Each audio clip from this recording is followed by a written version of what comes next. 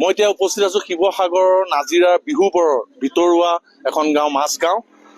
আৰু ইতিমধ্যে মই এই মাজগাঁৱত যোৱাকালি আপোনালোকক দেখুৱাইছিলো কি বিধ্বস্ত ৰূপ, আৰু ইতিমধ্যে জনাইছিলো যে ইয়াৰে কেইগৰাকীমান ছাত্ৰ ছাত্ৰীক আমি বেলেগ এখন স্কুলত, হোষ্টেল থকা স্কুলত, আৱাসিক প্ৰতিষ্ঠানত লৈ যোৱাৰ কথা কৈছিলো।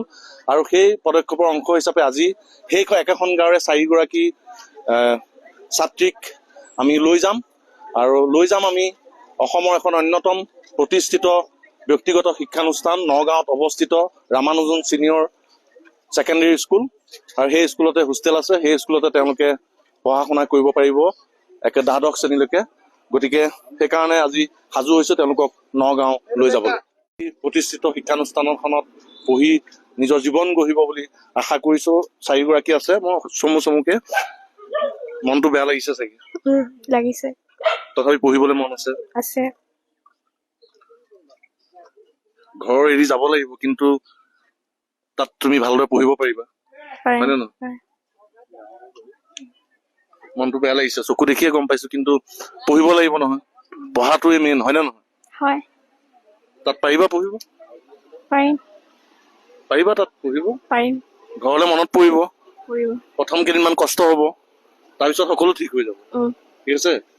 এই 4গৰাকী কণমানি ছাত্ৰী, আৰু যিহেতু কোৱা হৈছে, নিৰ্দেশনা জাৰি কৰা হৈছে যে তেওঁলোকৰ চেহেৰা বা পৰিচয় ক'ব নালাগে, সেইকাৰণে এনেধৰণে কৈছো। অভিভাৱকসকল আছে, আৰু এই গোটেই প্ৰক্ৰিয়াটোত মোক সহায় কৰিছে এই অঞ্চলৰ এজন শিক্ষক উৎপল বৰুৱা। তেখেতক মই কলো এই গোটেই চিন্তাটোৰ বিষয়ে, আৰু তেখেতেই আচলতে চিনাক্ত কৰিলে এইগৰাকী যিহেতু শিক্ষক, ছাত্ৰ ছাত্ৰীসকলৰ সৈতে জড়িত হৈ থাকে।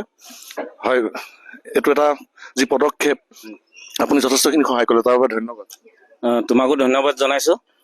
আমাৰ মাজগাঁওখনলৈ আহি তুমি একেবাৰে আমাৰ দৰিদ্ৰ সীমাৰেখাৰ তলৰ যিসকল আমাৰ ছাত্ৰ ছাত্ৰী আছিলে তেখেতসকলক এটা ভাল শিক্ষা দিবলৈ তুমি লৈ যোৱাৰ বাবে তোমাক আমি মাজগাঁওবাসী হৈ মই ধন্যবাদ জ্ঞাপন কৰিছো। অভিভাৱক আছে, কেইবাগৰাকী মহিলা অভিভাৱক আছে।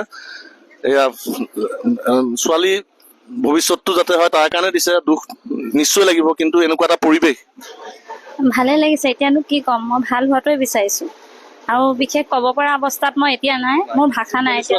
মোৰ গাৰ্গী বৰা। আৰু এই মানুহগৰাকীৰ গোটেই ঘৰখন সম্পূৰ্ণৰূপে ধ্বংস হৈ গৈছে, সম্পূৰ্ণৰূপে বানত ধ্বংস হৈছে, একোৱেই নাই। আৰু আছে, আপোনাৰ ঘৰটো সম্পূৰ্ণৰূপে ধ্বংস হৈছে? হয়, নাই, মোৰ ঘৰটো নাই, নৈ কাষৰতে একেবাৰে ঘৰ। এতিয়া যি বানপানী হ'ল, তেতিয়া বানপানীত উটুৱাই লৈ গুচি গ'ল। এতিয়া পঢ়াৰ পৰিৱেশ মানে সম্পূৰ্ণ না কৰিব সুবিধাজনক নহয়। যিখন স্কুলত পঢ়ে তাই চন্তক হাই স্কুলত, সেয়াতো পানী বাঢ়িলে। আকৌ আমাৰ ঘৰতো তাৰমানে পঢ়াৰ পৰিৱেশ মই সুবিধা কৰিব পৰা নাই। সেই গতিকেলৈ আপোনালোকৰ সহায় সহযোগত যিখিনি সুবিধা পাইছো, ল'ৰা ছোৱালী ভৱিষ্যত গঢ় লৈ উঠিব বুলি আশা কৰি আপোনালোকৰ হাতত গতাই দিছো। ধন্যবাদ। এইগৰাকী মানুহৰ ছোৱালী আছে, কোনজনী আছিল এই ছোৱালী? আৰু এজন অভিভাৱক আমাৰ লগত আছে, বাপেক আছে। নিশ্চিতভাৱে ঘৰখন বিধ্বস্ত হৈছে, আৰু কিন্তু নিজৰ ল'ৰা ছোৱালী সকলোৱে ভাল হোৱাটো বিচাৰে। আপুনি নিশ্চয় সেইটো কাৰণে আজি আমাৰ পদক্ষেপক আপুনি সঁহাৰি জনাইছে। হয়, আপোনাক ধন্যবাদ জনাইছোঁ। আমাৰ যিটো ইয়াত বানপীড়িত অঞ্চল, যিটো আমাক ধ্বংস কৰিলে, এই ধ্বংসত আমাৰ ল'ৰা ছোৱালী পঢ়িবলৈ স্কুল বুলিবলৈ এখনো এতিয়ালৈকে খোলা নাই। তো আপোনালোকৰ যিটো সহায় পাইছোঁ, সহায় পাই বহুত সুখী। তাকে আপোনালোকৰ আশাতে আমি ছোৱালীজনীক এখন ভাল স্কুলত পঢ়াব বুলি আপোনাৰ হাততে গতাই দিছোঁ। আপোনালোকে সেইখিনি গোটেইখিনি যাতে কৰি দিয়ে, তাইও যাতে ভৱিষ্যতটো উজ্জ্বল হয়, পঢ়ি শুনি ভাল ছোৱালী হয়, তাৰ বাবে আশা কৰিছোঁ। দূৰ হয়, নগাঁৱলৈ যাত্ৰা দূৰ হ'ব, লগত এইগৰাকী এজন অভিভাৱক যাব। আমি এখন গাড়ী ঠিক কৰিছোঁ, তোমালোক উঠি দিয়া গাড়ীখনত, যোৱা গাড়ীখন, তোমালোকৰ বেগবোৰ লৈ লোৱা। এয়া দেখিছে, এইখন গাড়ী ঠিক কৰিছোঁ, গাড়ীখনত নগাঁৱলৈ লৈ যাম। নগাঁৱৰ ৰামানুজন ছিনিয়ৰ ছেকেণ্ডেৰী স্কুল কি বুলি আচলতে সেই স্কুলখনৰ যি অধ্যক্ষ বিমল বৰা, তেখেতক ধন্যবাদ দি, তেখেতে এই প্ৰথম চিন্তাটো মই তেখেতকে কৈছিলোঁ।